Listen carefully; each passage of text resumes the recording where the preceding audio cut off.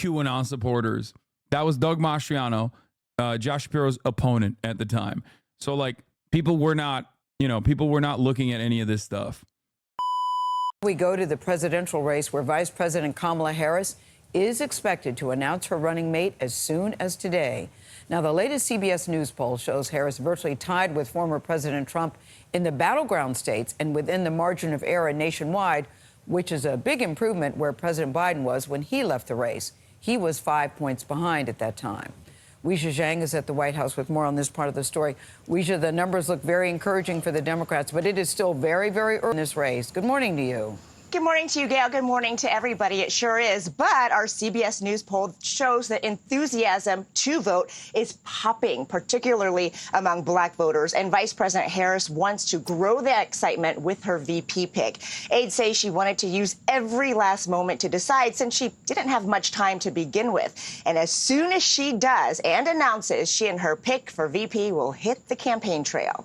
On Sunday, Vice President Harris's Washington home was buzzing as she interviewed at least 3 top contenders in person to be her running mate. Governor Tim Walz of Minnesota, Arizona Senator Mark Kelly, and Governor of Pennsylvania Josh Shapiro, Transportation Secretary Pete Buttigieg, Illinois Governor J.B. Pritzker, and Kentucky Governor Andy Beshear are also said to be in the mix. I'll tell you, my favorite's Andy Beshear from Kentucky. United Auto Workers President Shawn Fain on Face the Nation. My fucking go, baby. Me and him, we're locked in together. Hey, listen. That's the GOAT speaking, okay? Mike was right. Wait, fuck you mean? He said his favorite is Beshear, and he likes Waltz too. He says he likes Waltz and Beshear. He says Waltz and Beshear. Did he not? Did I misunderstand him? No, Sean likes Waltz and Beshear.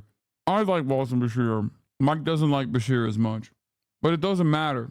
From Kentucky. United Auto Workers to Illinois Governor J.B. Pritzker and Kentucky Governor Andy Beshear are also said to be in the mix. I'll tell you, my favorite's Andy Beshear from Kentucky. United Auto Workers President Shawn Fain on Face the Nation. The man stood with us on the picket line. Unlike most of his competitors, Governor Beshear does not come from a battleground state, but insists he can appeal to voters in both parties. I come from a state where you have to cross the aisle, where we put being Kentuckians above being Democrats or Republicans. Other VP hopefuls are using the airwaves to audition, too. Pritzker touted his accomplishments in a new video. There's no better place to see the change possible under Democratic leadership.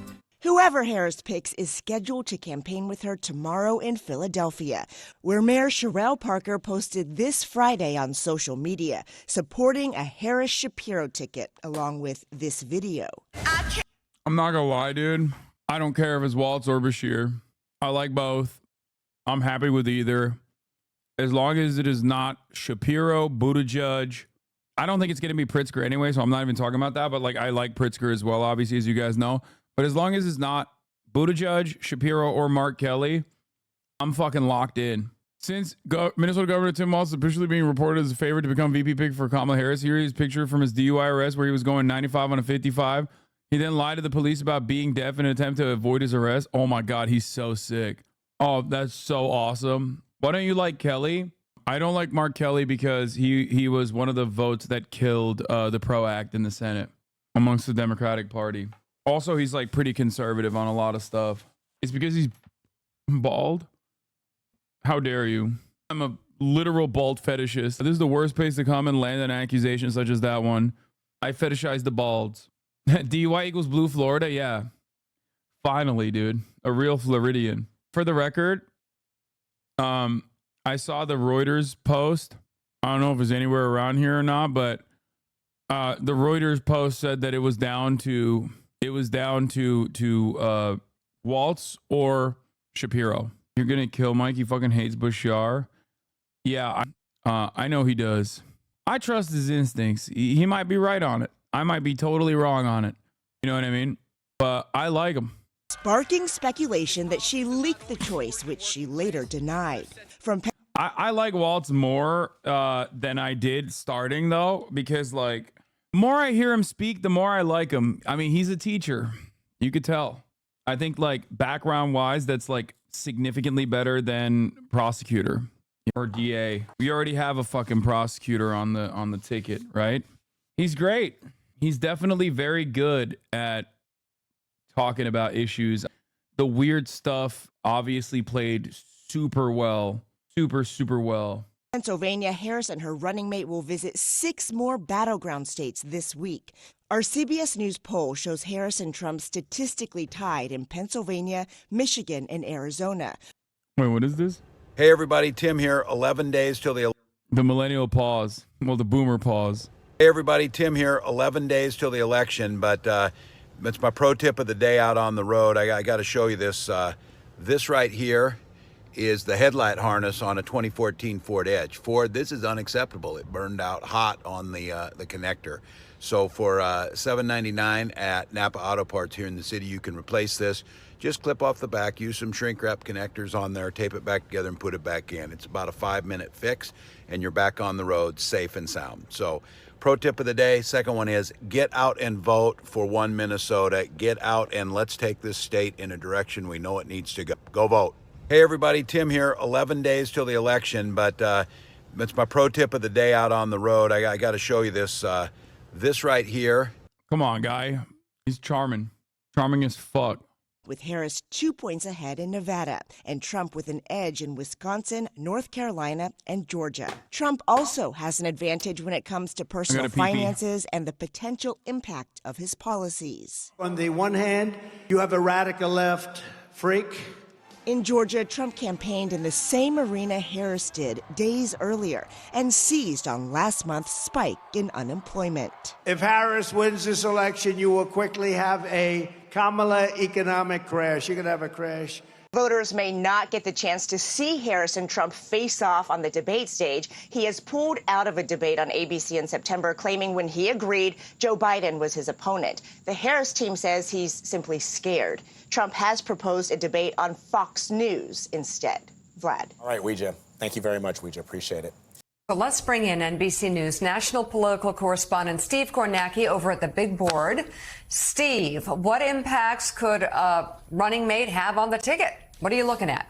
Yeah, a couple of things. One is the home state effect, the idea of a home state effect. When you hear the name Josh Shapiro, the governor of Pennsylvania, Mark Kelly, the senator from Arizona, every 4 years when there's a Veep stakes, it seems we talk about, hey, they're going to put this person on to get this state. That rarely seems to be the move, but would it be different this year? A couple ways of looking at this. Just as a reminder, Pennsylvania, 19 electoral votes. Of all the core battleground states, this has the most electoral votes. Pennsylvania does. So just when you put those electoral college road to 270 puzzle pieces together, this one looms particularly large. And I don't think I have to remind anybody, but the margin here was just 80,000 votes for Joe Biden over Donald Trump there, barely 1 point in 2020. And of course, if you went back to 2016, Donald Trump won this state, part of that very narrow path to the presidency he carved then. And of course, if you look down at Arizona, another state that Biden won in 2020, even closer, just over 10,000 votes, 0.3 of 1 point. Again, that was a flip from a Trump win by 3.5 points back in 2016. So the question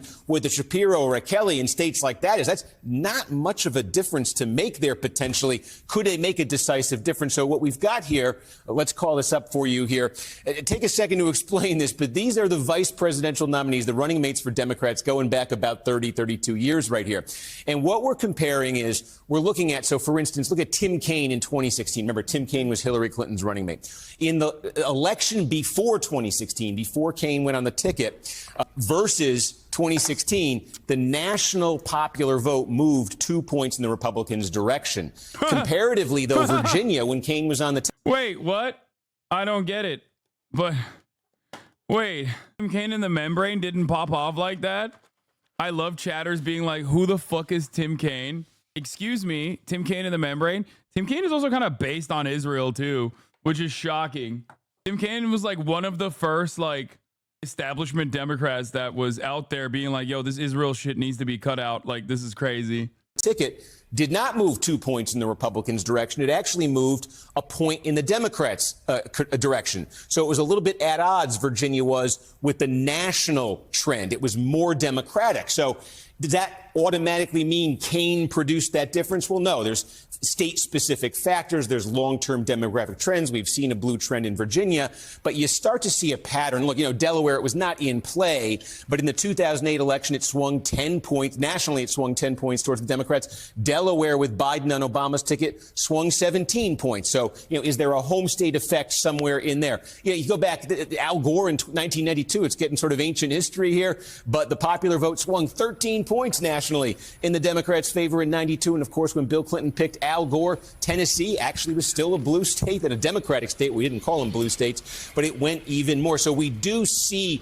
somewhat of a trend, exactly what that number would add up to. Because, again, there's so many other factors that go into this. But you see it in, you didn't quite see it with Harris, but you see it so often. You do wonder in a state like Arizona or a state like Pennsylvania, given that we're talking maybe about a point either way, could that point be accounted for by something like we're looking at here?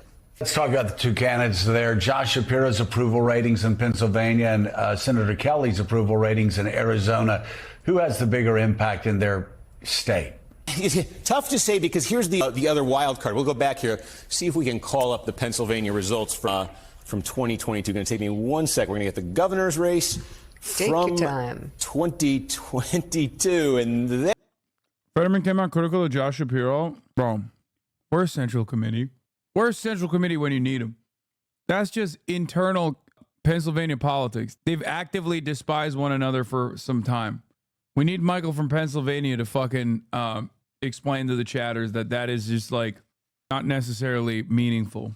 There it is. Okay, so now remember the circumstances in Pennsylvania. Shapiro won his race in Pennsylvania by a much bigger margin than Kelly won his race in Arizona, though there are two things that you keep in mind when you look at this. Number one, in governor's races in general, I don't care what state you're talking about, we talk always about the polarization, people voting more and more straight ticket, all Democratic, all Republican.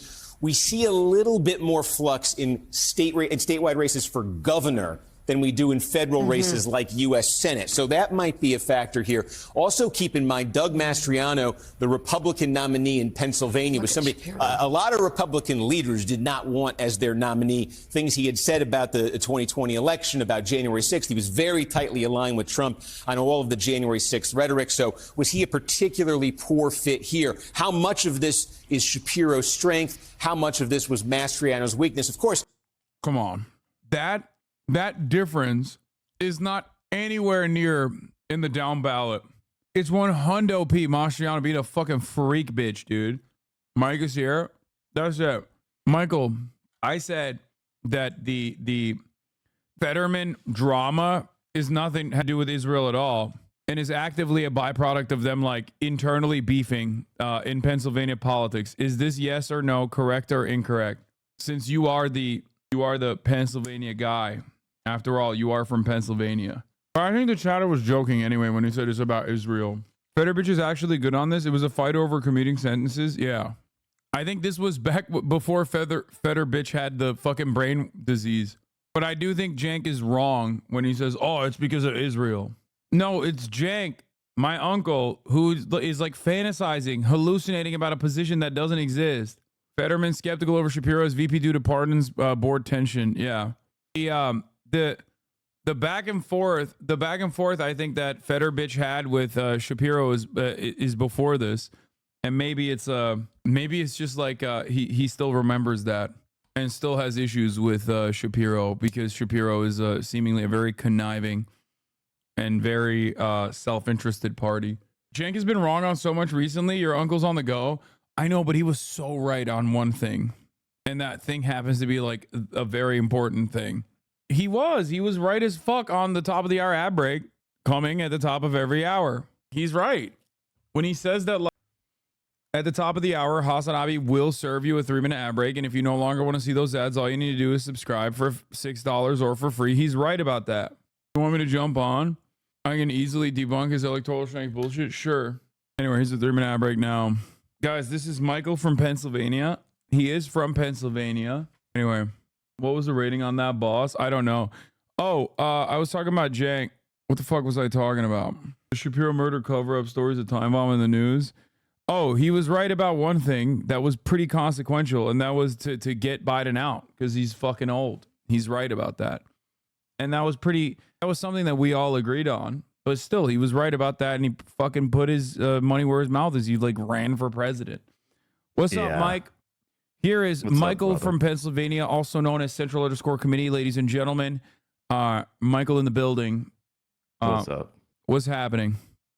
If you want, I can turn this camera on. If you don't, it's all good. You don't have to get dolled up for us. I don't know how to get dolled up. All right. Well, Michael, you're a Pennsylvania guy through and through. It's in your blood. I won't hold that against you. Okay. But you have been... Well, my mom is from Manor, Pennsylvania. My dad is from Yardley, Pennsylvania. And those are the, like, if you don't know what that means, that's like Western PA and Eastern PA. So you got it locked down. You got the whole state locked down. I got it locked down. Yeah, I got the whole... I've lived in all parts of the state, Pennsylvania. Hell yeah. You got Pennsylvania and you got Philly in the corner. So... Exactly. So here's the thing. You've been ringing the alarm bells about Josh Shapiro for quite some time, and that is because you're an anti-Semite. Okay, have a good one. Okay, besides that... Next question. It's also a couple other things. But I'm from Pennsylvania. What do you expect? Like, we're not going to be anti-Semitic? Of course we are. No, this is jokes. These are jokes. Obviously, we condemn anti-Semitism. None of us are anti-Semitic. We love the Jewish people. We all literally door knocked for a Jewish man, but also simultaneously are anti-Semitic. Well, see, you have to understand that anti-Semitism is when you criticize Israel. If you hate Jews, it's fine as long as you support Israel.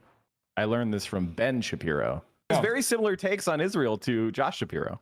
Yeah, I mean, I would say that Josh Shapiro's perspective is like, he's a liberal Zionist now. He wasn't before, but he is at the very least in the way that he presents himself, even before October 7 and certainly after October 7. He's been a liberal Zionist, which in many respects, obviously, is still far too aggressive. There are points where he has actually gone beyond liberal Zionism, where he has talked about campus protesters against genocide, where he's compared them to the fucking KKK, which is completely unacceptable. But I don't think Israel is like the major problem here, in my estimation. I think that there's like significant issues beyond that. But I wanted to hear what your opinions are. Can I debunk some of what your uncle was saying about Shapiro, how he was the progressive choice? One of the things he said was like, oh, he stood up to Wall Street and, you know, he took money away from some of these hedge funds. Actually, it's completely the opposite of what he's saying. Shapiro took money from some Wall Streeters and gave it to his friends.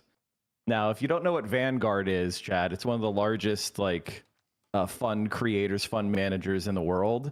And it's headquartered in Valley Forge, Pennsylvania, which is a 10-minute drive from Shapiro's house. And so there's like 20,000 employees to the Vanguard funds. He was basically giving money to the people that directly donate to him, like the Pennsylvania hedge fund guys, basically. So it's not that he was standing up to Wall Street. He was just giving money to the local fund. How do I know this? I ran for office in Montgomery County in 2014 when he was a Montgomery County commissioner. He endorsed me. Like, I know Josh Shapiro. I've known him for over a decade. He's always been You're like so fucking old, bro. Holy shit. Yeah. You said 2014. I know. But like he's been part of the AIPAC mafia. This is a part of Pennsylvania where AIPAC is like gets a lot of money. And is like one of its like hardcore supporter regions is there in Josh Shapiro's hometown. He is he worked for Israel's like embassy. Like this guy is not just like, you know, pro-Israel. He's like he's like, if you thought Joe Biden was too anti-Israel, then you would upgrade to Josh Shapiro. I think it's actually a pretty critical point. You think Josh Shapiro is as pro-Israel as Joe Biden is in the way that he like communicates? No, not how he is in his past. I mean, now it's starting to become less popular to be full blown. You know, as you can't be as ghoulish, no, but like, I'm saying, but like Joe Biden has still got fucking brainworms. Him and Fetterman are like out of control. Yeah, true. True. To give him any credit, because this is like the critical point. I guess she made her decision already, so I should stop. But in my view, I think it would be a bad sign. And the reason why I say that is because we didn't have a primary. We didn't get a chance to kind of vet the candidates, get them to make promises, and go through the course of competitive elections and have them talk about policies. So this VP is really our only chance.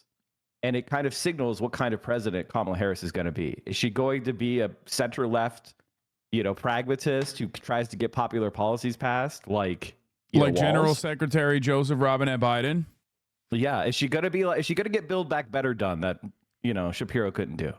If the person to do that would be Walz, because he's beloved in Capitol Hill. He could work from the right wing of the party all the way to the left of the party. Everyone has glowing praise to say he got all those bills passed in Minnesota, so he could say, look, I got it done. It's not so scary. Now I'm vice president. He's got the political acumen. He has the track record. He's spoken well. I mean, listen, he's pro-Israel. I'm not trying to lie to anybody and say he's not pro-Israel, but look at the way he's talked about the protesters and then uncommitted versus the way Shapiro did. The most significant statement that Waltz ever made that was it literally cut through the entirety of the political discourse at the time, like a fucking hot knife through butter, was when he said, the uncommitted people have spoken. This is an important issue. He went on fucking MSNBC and he said that shit. That is unheard of. At a time when the Biden campaign was actively avoiding talking about that. The media was actively avoiding talking about that. That was huge. And I can criticize, listen, as I said before, this is a compromise for me and you. We are picking someone to our right, firmly to our right, who's got moderate stuff at his record, who has stuff we disagree with. But if you just look at these, the way he speaks about it, it's clear he is a break from the way Biden is going, whereas Shapiro is more of the same, in my view. Yeah. Waltz is entirely care about the Dem-controlled state Congress. Of course, as many halfway progressive would do the same in his shoes. You're so wrong about that. You're literally so insanely wrong when you're talking to a guy who lives in fucking California, who has a Democratic governor who does the exact opposite of what you just mentioned. No, Waltz had a fucking slim majority. He had a one-person majority, and they fucking dunked on every single Republican. They put their fucking nutsack. That's true. This legislature did carry. Okay, that is true. But the Democratic Party in Minnesota literally was posterizing motherfuckers. They actively pushed for a lot of comprehensive legislative changes that somehow did in prior years at least existed in places like California already, but they literally did that shit with a 1-seat majority. Yeah, that's the thing. You don't think there are centrist Dems in Minnesota? You don't think there are people that are taking bribes and trying to obstruct? Of course. This is politics. And the other thing is he signed it. If he was opposed to these things, he could have found excuses. No, he could have done the iron veto, the fucking pen that Gavin slams around on a regular basis. Mr. Veto, Mr. Steal Your Girl, and Mr. fucking Steal Your Bill. Well, this is the thing. Our politics are much closer to Minnesota than they are to California nationwide. America is a slightly Democratic-leaning country. That's like Minnesota. And what did he do when he had that chance? He passed a bunch of bills. Yeah. And this is something that you and I have been talking about for 5 years at this point, where we're just I'd rather have a narrow majority of people that want to get stuff done than 2/3 of centrists who don't want to get anything done. And 100%. And Walz shows that path, which is why he's so hopeful as opposed to, Shapiro. And he's also actively liked. I mean, look, one of the reasons why I like Bashir was because despite the deep red Kentucky state legislature, he is the most popular Democratic congressperson in the country and is the second most popular governor, I believe, in the country across the board now. So for me, I thought that was good, but ultimately I a lot. I've covered him and the Democratic Party in Minnesota quite extensively, and I think that is the method, for sure. I really like that. So here's why I think it's not going to happen. Oh, okay, go on. Because the Democratic Party fucking sucks. I would be shocked if they land on the correct position again right after the real mamala behind the scenes, Nancy Pelosi, force the Democratic Party to actually behave like a European style parliamentary party. You know what I mean? Like well, an she actual. endorsed Waltz, right? She did. Yeah, exactly. Yeah. That's what I'm saying. Like Nancy Pelosi got a big dub swapping out Biden. If she can also get a second big dub putting Waltz in the power, I'm gonna write Nancy as the candidate. Listen, like Nancy Pelosi she's not one of us. She's But not. I will say this about her. If you go and read Ryan Grimm's book, which is We've Got People, I really recommend it. So I'm shouting out someone else's stuff, but he talks about like repealing DOMA and the Healthcare Act under Obama. Obama wanted to give up. It was Nancy Pelosi that got Obamacare passed. Yeah, no, in fact, she is. There was a public option coming out of the House. Killed the public option in the Senate. Yeah, no, so she's a demon. She's definitely like a legislative. She is, I think, like the closest we have to Mitch McConnell in our party, like a competent administrator, competent whip, and someone who is like invested in the future of the Democratic Party. Even though we obviously have ideological differences and on a lot of issues that matter, like very serious ideological differences, like it's obvious that she cares more about the future of the party and like certain progressive policies. She's, after all, the same person that like simultaneously dunked on Ilhan Omar in instances where she was in the crosshairs of the entirety of the Republican Party in a very bad way, but also put her on the fucking people like Shapiro, condemned her and threw her under the bus. Yeah, but like that's what I was trying to say. Like, there's a push and pull with Nancy Pelosi, who has actively put like young progressive members of the squad into cabinet seats where she absolutely did not need to do that and could have just like cast them aside. And I think Hakeem Jeffries, even though he's from Nancy Pelosi's camp, will probably be worse to the progressive wing of the party than Nancy Pelosi will. He has underlying resentment towards the progressive wing that Nancy Pelosi was able to overlook. Well, like she comes from a different time when where there wasn't this like always online obsession, the 2016. She recognizes something that a lot of blue MAGA people don't, which is the Democratic Party needs the left and it needs young people and it needs progressives. It's one thing to say they're irrelevant and they don't vote online in a fight, but when you're talking about like getting the 50% plus one in an election, you want every voter you can get, and young people lean Democratic. So you have to throw them a bone or two. That's what she understands. That's why she was a better leader, because she would corral people and she would understand you can't just shit on the left because you're going to depress our own turnout. You can't do that. You'll end up losing. Yeah. So for your own power, you have to act in a, parliamentary manner. You have to have a coalition. That's what I don't think the Gen X, leaders understand. That's what I'm really concerned about with Hakeem. I want to say one thing about Josh Shapiro's electability, if I could. Go ahead. People are talking about how amazing his performance was, but if you go to the previous gubernatorial election, the Democrat did better by 2 points. So, like, Governor Wolf is the real electable. If you want a former Pennsylvania governor, go get Governor Wolf off the fucking bench and run him as VP, because he did 2 points better than Shapiro, and Shapiro had a much weaker candidate. So what the fuck are people even talking about? Like, this is one of those things that just blows my mind. Also, he ran against his like electoral performance has to be met against who he was against. Like Doug Mastriano was a genuinely unelectable. Like he was triaged. It was also like an instance, one rare moments where the Democratic Party's like gamble hits. Like it was a Pied Piper strategy that they conducted in Pennsylvania, and it hit big for Josh Shapiro. Like, yeah, it did. I mean, but the thing is, though, Josh was trying to like knifing other people. Like that's the thing. Like he's one of those. He's kind of a scumbag. Like there's always a fight to try to make a coordinated campaign where like every Democrat works with each other, and we kind of say like, hey, let's leave aside our differences and we'll work together. And if I have a volunteer knocking doors, why don't they drop off your stuff too? You know what I mean? You try to pull all in the same direction. He's always the type of candidate who is siloing himself off and is saying, fuck all that. I don't want to be associated with your stuff. I need to win. I don't want to piss off people who don't like you by endorsing you. He's that kind of guy. And he's always allied himself. Like, oh man, I have even more. You want me to get personal and talk about my personal experiences? If you want, I will. Sure. So in 2018, I was running a campaign for state Senate. I was the political director in 5 state Senate campaign. We were running against a member of Republican leadership. And we kept getting stonewalled from the Montgomery County Mafia, as they are known, and led by Josh Shapiro. He's the golden boy of a guy chair. His name is Marcel Groen, who had a major scandal. This is all deep in the woods shit. But for people who don't know anything about Pennsylvania, Josh Shapiro is Satan incarnate. He hates the left.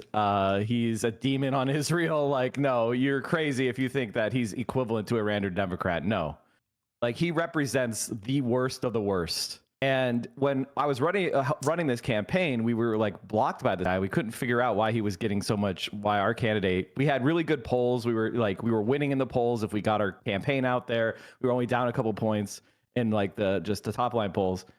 And it turns out we were getting blocked by these people. And fast forward to now, this we lost the race by less than a point. So they kept a member of Republican leadership because we got stonewalled by the Democratic Party because he was too progressive. He supported single payer. And this is important to bring up because the guy that we lost to, his name is Pat Brown. He ended up gerrymandering his seat to make it more Republican. Well, then he got primaried from the right by like a lunatic, and he lost his primary in the next election. And what immediately happened? He got hired by Josh Shapiro to be an advisor with another Republican by the name of Mike Verb, who's where the sexual harassment scandal comes from. Mike Verb is another Republican he hired with Pat Brown, and he was harassing all the staff, and they covered it up, and then they finally made a payout with government money. Like, this is one of the many scandals that are going to come out from Josh Shapiro. There's also the not prosecuting the murder cover-up story. Oh, the murder cover-up. Yeah, his donors. Yeah, the family of donors who, the 20 stab wounds, and then he had to recuse himself way later, and it's going to the Pennsylvania Supreme Court. No, he recused himself after they brought forward the family, I think, if I'm not mistaken, the family brought forward his own conflict of interest because of his own personal involvement with the family of the murderer. Alleged murderer. Sorry. Well, Krasner was represented the family or something, so he had to recuse himself out of it. And then it went to Shapiro, and Shapiro was like getting money from the family because they're all like prominent Philly lawyers and, associated with Shapiro, obviously. And family that was on site before the police was, family that was on site at the scene of the crime. Yes. The scene of the crime where the victim, whose death was not ruled a suicide originally, because the victim had 20 stab wounds, including to the back of her head. This is exactly the type of stuff that's going to derail Harris's campaign. Yeah. If she picks Shapiro, here's another ruin angle. The vibe so hard. Here's another angle that derailed the Shapiro campaign. Here's another angle that will derail it.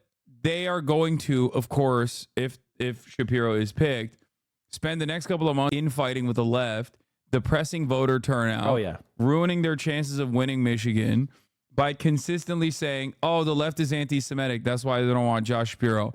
And not because like Josh Shapiro has compared some of the potential Democratic Party voters that are actively participating in the fucking in the anti-genocide protest to the KKK. And it's just like, and the other thing is he's just profoundly unqualified at the point. I'm sorry, but like 1 year as a governor and you're gonna be president? What is this? This is crazy. Whereas like Walz, the most senior enlisted man, he was a congressman. He was years that actually passed shit as opposed to pushing for vouchers and tax cuts for corporations like Shapiro did. It's one of those things where it's crazy because it's arguing in favor of Shapiro basically think they're better than you and that regular people are stupid. And they think, "Ooh, Pennsylvanians will vote for their governor, Herbert Derp."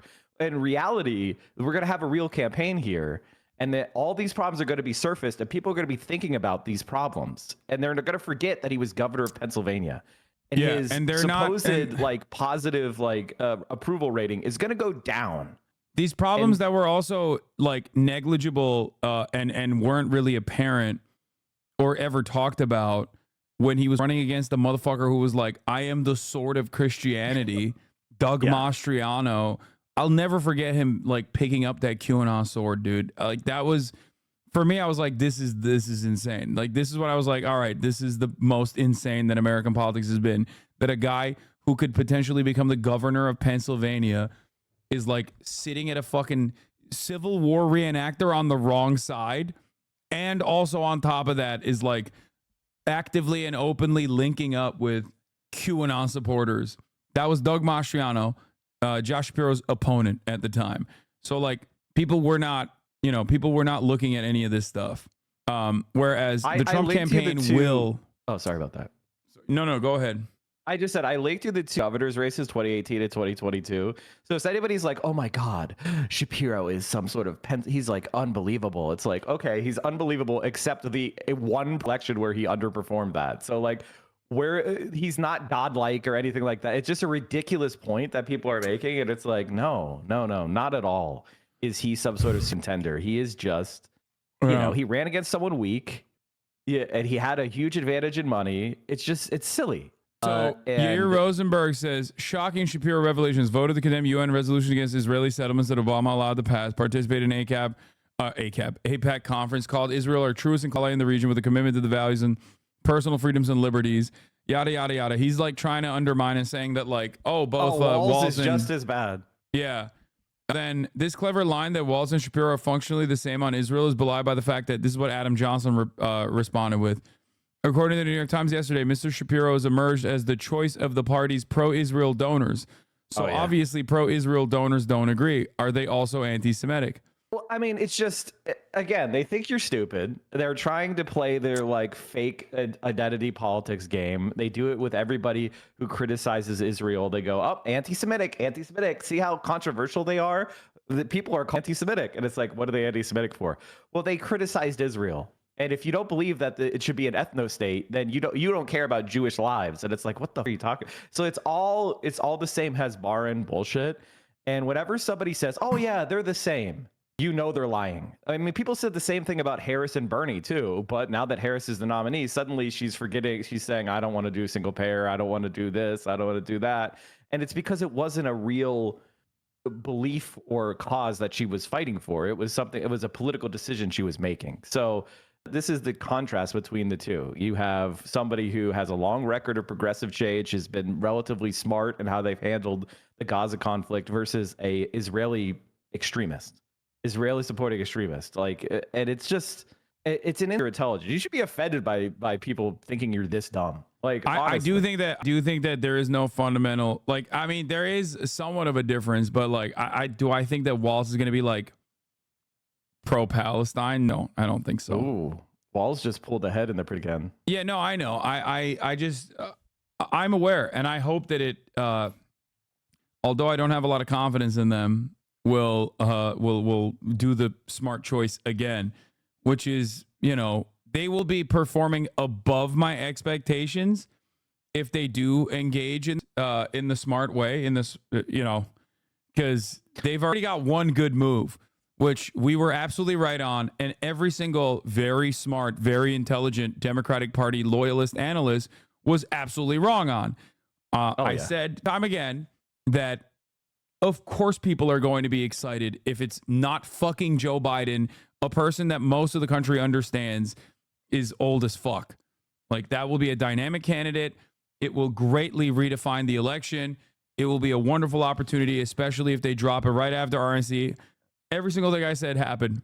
It would be great to go with Walz. Like, it would be great you to and go I with were calling for Biden to drop out for like over a year, I think. I mean, I said in 2019 that Biden was going to be a one-term president, and it's like ridiculous to drop the incumbent advantage that you would have in the re-election. Like, this is so stupid. Yeah, I mean, when we were talking about it, it's because you and I actually widened speeches for the last 4 years, and very few other people did. So we knew that there's no fucking way he's going to be able to go up there in the debate and do well. And he was way worse than we all thought. Thank God everybody finally woke up. And clearly, you know, Harris has been way more popular. I think people really did just want it. They were tired of Biden and they were tired of Trump. But here's the thing. Like, if she picks Walz, I just really want to underline why I'm such a big Walz head or warrior right now. She'll have to defend all the policies that he passed, legalizing marijuana. She'll have to defend paid family sick leave. She'll have to defend all those issue after issue. She's going to have to, like, what are they going to say? Oh, that kind of stops her from going further right as well. And it makes him have to make the case for those left-wing policies. And he's a really good communicator on those issues. Every time I hear him speak about that, like even on the weird front, I think that like a lot of people just like keep it at, oh, the Republicans are weird, and they don't just like follow through. Waltz, on the other hand, doesn't just say that the Republicans or the MAGA Republicans or Donald Trump specifically and these elected representatives are weird. He also then draws a distinction between those guys and the regular Republicans who are voters and whatnot, who also have the same interest that like every other American has, which is to feed their children, like to make it less costly to afford childcare. These are things that's also proven. These are issues that he has proven to be successful on. Issues that recognizes Republicans also enjoy, despite the partisan polarization that occurs in the country on culture war issues. So I think that he would be great on that front. And you're absolutely right. Kamala Harris would not only have to defend those positions, but Kamala Harris would also be able to increase her. I'll use a more positive note. Kamala Harris would be able to beef up that she is a strong advocate for those positions, because some of those things, like the expansion of the child tax credit, is like obviously a fundamental part of her campaigning. And it's really important for them to really solidify that aspect of their campaign, because Republicans just lie. Like JD Vance has been going around, and Ben Shapiro and all these other like Republicans have been going around saying that the Democrats want to actually not give child tax credits, like not expand child tax credits, when it's like a pivotal piece of their legislative agenda in their reelection campaign. And it's one that was eviscerated by the Republican Party. I just sent you a link of some of like the policies. Like, I know you covered this extensively at the time, and so did I. Like the so-called Minnesota miracle. The legislative victories, and codified abortion rights, background checks for private gun transfers, a red flag warning system to take guns from people deemed by a judge to be a threat to themselves or others, transgender right protections, ban conversion. These are the like a lot of the stuff that you're mentioning are like the social stuff that they got through. But there's also a lot of economic benefits as well, like paid family medical leave and sick leave. A brilliant way that I've heard Waltz talk about this, by the way, and this, I'm glazing him up a lot because the more I hear him, the more I like him. A brilliant way that he has talked about paid family medical leave and sick leave is from the aspect that, like, stupid Americans care about it, from like competitiveness for small businesses, where he'll say, listen, we did paid family medical leave and sick leave. Why? Because Best Buy, in comparison to the mom and pop shop, can offer paid family and medical leave and sick leave. Whereas now the mom and pop shop has that locked down because we offer it by the state. Sure, they pay like a little bit more into it, but now they can actually be competitive with a company like Best Buy, like a big company. Like small businesses can now thrive and be more competitive when they have loyalty to their own own workers, but simply cannot compete with these big, like, massive chains. I think that's a really good way to communicate these policies. They also did this isn't even everything. There was like 40 things. Like, that's the thing I try to underline. This is a very small list. Yes. This is like just a highlight list of some of the things. And it's like, I want to be on offense, on all these things, as opposed to on defense. And I feel like Walz represents going on offense. Shapiro represents going on defense. And like, that's fundamentally the difference between the two. And like, I think you should always give people more credit for actually doing a thing than saying they support the thing. You know what I mean? Yeah. You should never say, okay, well, this guy supports legalizing marijuana. This guy legalized it. He actually did it. That's a big gap. There's a big difference there, and we should reward people for actually doing the policies we want. And I think he represents that, whereas Josh Shapiro represents, as I said, I personally don't, from a long-term grudges that are based on policies and based on him capitulating to the right wing and him bringing in Republicans and him going after Krasner and school voucher was a non-starter. School voucher is a non-starter. If you're going to be the Democratic VP, you fucking teachers unions, like, that's completely unacceptable in terms of like the Democratic Party and like what their base of support comes from. It's like you're basically coming out as anti-union when you do that. There's no other. There's no other way to look at that. It's beyond anti-union. It is like anti-egalitarian. It's like believing that some people's kids just don't deserve to learn. Yeah. Also, because Walt's like it's very actually good. really fucked. Walt's not only a teacher but also very good on that issue as well. Like I've heard him talk about how he despises voucher programs. Again, very good at school choice narrative. As a matter of fact, is genuinely damaging, specifically to like rural areas. He had a 43-minute conversation with Ezra Klein. Yeah, I think Ezra was like giving him a blowjob by the end of it because he was awesome.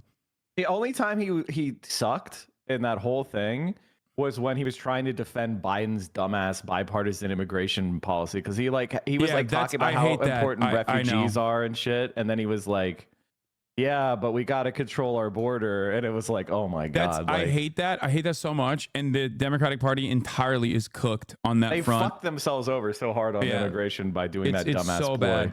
It's so fucking bad.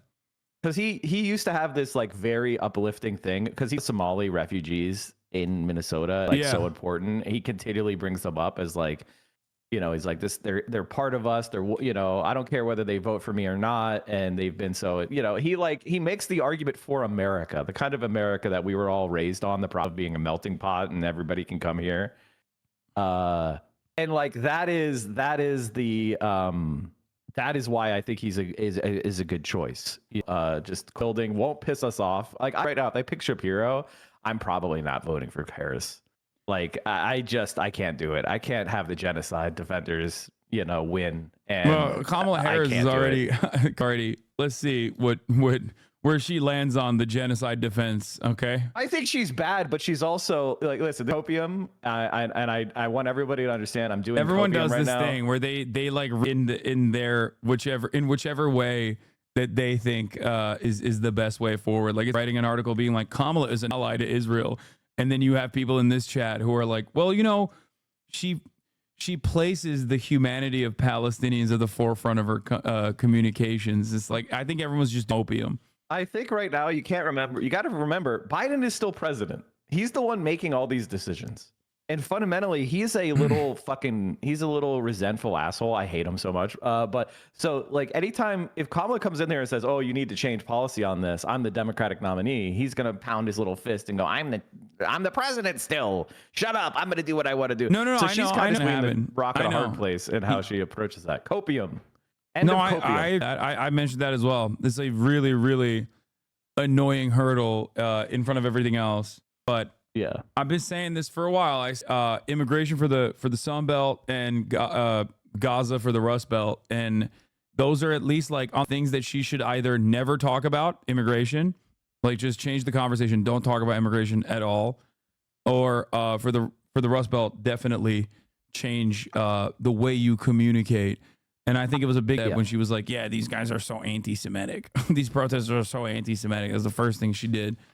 But anyway, we'll see. Those people that you like, yeah. I mean, obviously, anytime somebody's like Hamas is gonna get you and pays the Liberty Bell, like people, like you're obviously you're not speaking to Middle America when you do that. You know, you're you know, and I don't criticize that. Go for it because I understand the barbaric everybody needs to let out. They're killing an entire people. They're starving it, and the Democratic Party is endorsing that. And that is incredibly disgusting. So I'm not criticizing them. I'm just saying. I don't think that if you're running, you're not getting anywhere with that. If you're running for any Democratic position, you don't ever have to hand it to the Republicans. They don't run around fucking saying that like the Nazis showing up to their fucking rallies. And I'm not making a moral equivalence here. Okay, I'm not doing that at all because there is none between dudes who's fucking spray paint that free Palestine or Hamas is going to get you or whatever are Nazis. No, I don't think so. That's fucking ridiculous. I have no say in any administration in comparison to how Nazis do write legislation like Stephen Miller was writing white nativist immigration policies. So there's no equivalence there on any front. Having said that, however, despite the fact that Nazis and their fucking policies are almost one-to-one with the Republican Party on a lot of issues, whether it be communicating the great replacement shit or whether it be like drawing out white nativist anti-immigrant sentiment and writing legislation specifically on that front, you will never hear a Republican turn around and be like, I condemn these Nazis that, you know, showed up to the protest. Trump did the exact opposite. He literally was like, there are very fine people on both sides. So no, it's ridiculous. I think it's ridiculous to ever like take ownership over those people. Just don't talk about it or talk about what the actual issue is, which is that a war criminal that is actively engaging in a genocide came to America and shat on Americans exercising their First Amendment rights and demanded more money and got a standing ovation from the Republican Party. Half the Democratic Party wasn't there.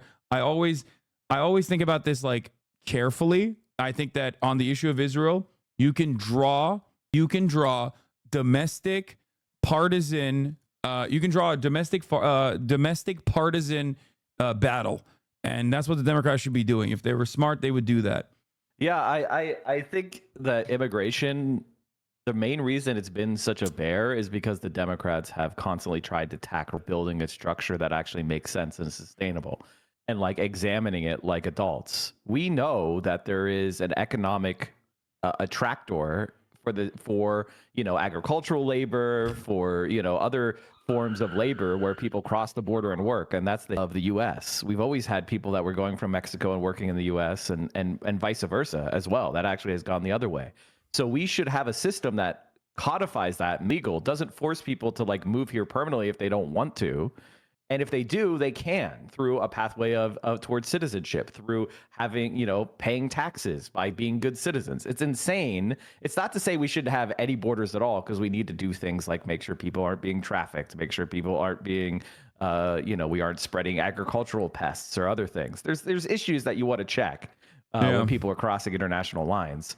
But that's not what they're talking about. They're talking about like, oh yeah, you have a valid asylum claim, but there's been too many valid asylum claims. We're going to send you back anyway. That's the so-called compromise. Like sending a rape victim back to their rapist. That's insane. That's abhorrent. And that's not what, you know, nobody would really support that if they knew that's what it was. You know, like the majority of Americans are actually pro-immigration. They just want people to follow the rules. They just don't know what the rules are. Americans don't know that it's impossible to legally immigrate unless you're in these very narrow categories in this country. Like they think that you could go to one and stand in a line and get in and come into the country. You cannot. There is no line. There's no way to move here if you want to work here. You can't. So we need to create those systems and argue for them. And then stop sanctioning Cuba and Venezuela so that people are fleeing economic catastrophe that we caused. It's not very complicated. This guy says Hassan, drug uses in the U.S. Look at this. Southern states are bad. I think it's from illegal immigration personally.